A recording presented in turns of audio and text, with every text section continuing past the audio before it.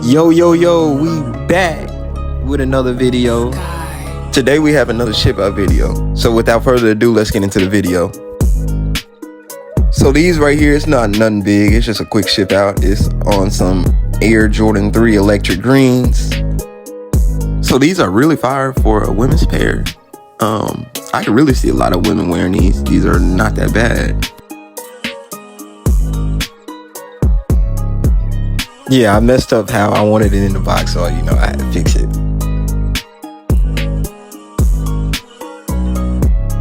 So now I'm gonna go ahead and get these wrapped up before it gets shipped out, and I'll be right back.